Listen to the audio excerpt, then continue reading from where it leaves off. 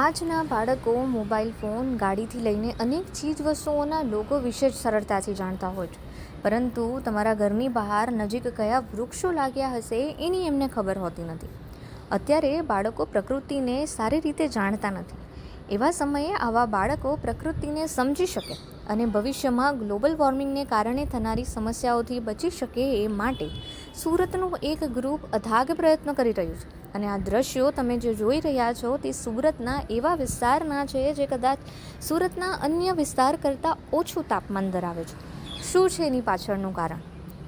કયું ગ્રુપ જવાબદાર છે? તો કે સુરતના ગ્રીન આર્મી ગ્રુપ દ્વારા શહેરને શુદ્ધ ઓક્સિજન મળી રહે તે માટે વર્ષોથી વૃક્ષોનું વાવેતર કરી લોકોને જાગૃત કરવાના પ્રયત્ન કરવામાં આવી રહ્યા છે. એટલું જ નહીં, પણ આ ગ્રુપના 300 સભ્યો દ્વારા અત્યાર સુધીમાં 1 લાખથી વધુ વૃક્ષો લગાડવામાં પણ આવ્યા છે. માત્ર વૃક્ષો લગાડવાની જ નહીં, પરંતુ તેમની સાર સંભાળ એટલે કે માવજત કરવાની જવાબદારી પણ ગ્રુપના નાના બાળકથી લઈને વૃદ્ધ સુધીના સભ્યો કરી રહ્યા છે. નામ વિપુલ સાવલિયા છે અને હું ગ્રીન આર્મી ચેરિટેબલ ટ્રસ્ટી વાત કરું છું. હું એક બિઝનેસમેન છું અને સાથે સાથે ગ્રીન આર્મીમાં સેવા પણ આપું છું. હું ગ્રીન આર્મીની વાત કરું તો છેલ્લા 8 વર્ષથી ગ્રીન આર્મી સુરતની અંદર કાર્યરત છે અને અત્યાર સુધીમાં ગ્રીન આર્મી દ્વારા 1 લાખથી વધારે વૃક્ષો લગાવવામાં આવ્યા છે. અને ખાસ કરીને એ ગ્રીન આર્મી ખાલી લગાવતી નથી, એની માવજત કરે છે, એની સાર સંભાળ રાખે છે, એમને પાણી પીવડાવે છે અને મોટા કરવાનું કામ ગ્રીન આર્મી ચેરિટેબલ ટ્રસ્ટ કરી રહી છે. ગ્રીન આર્મી ચેરિટેબલ ટ્રસ્ટ દ્વારા એક સંકલ્પ કરવામાં આવ્યો છે કે સુરતમાં આવનારી પેઢીને ક્યારેય ઓક્સિજનની અછત ન ભોગવવી પડે.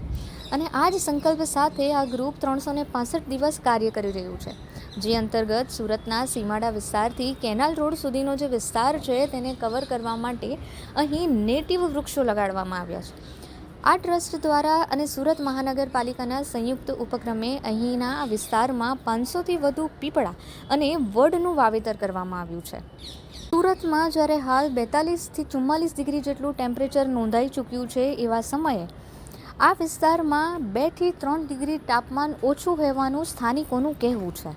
આ વિસ્તારમાં મોટે ભાગે વડ, પીપળો, લીમડો, ઉમરો, સીસમ અને આસોપાલવ જેવા વૃક્ષો જ જોવા મળે છે.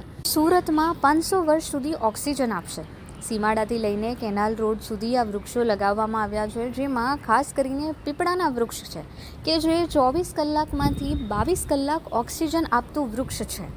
જેથી ચોક્કસથી કહી શકાય કે આ વિસ્તાર એક એવો વિસ્તાર છે કે જ્યાં લોકો શુદ્ધ ઓક્સિજનની હવા માણી શકશે. ગ્રીન આર્મી જ્યારે પણ ઝાડ લગાવે છે ત્યારે તમામ જીવાત્માઓનું કલ્યાણ થાય અને તમામ જીવાત્માઓને એનો ફાયદો થાય, જેમ કે કીડી, મકોડો, પશુ, પક્ષી, આ બધાને ફાયદો થાય એ ધ્યાનમાં રાખી અને હંમેશા મોટા વૃક્ષો લગાવે છે, જેમ કે વડલો, પીપળો, ઉમરો, લીમડો, સીસમ, આસોપાલવ, આવા મોટા વૃક્ષો લગાવે છે જે સુરતની અંદર 200-500 વર્ષ સુધી ઓક્સિજન આપશે.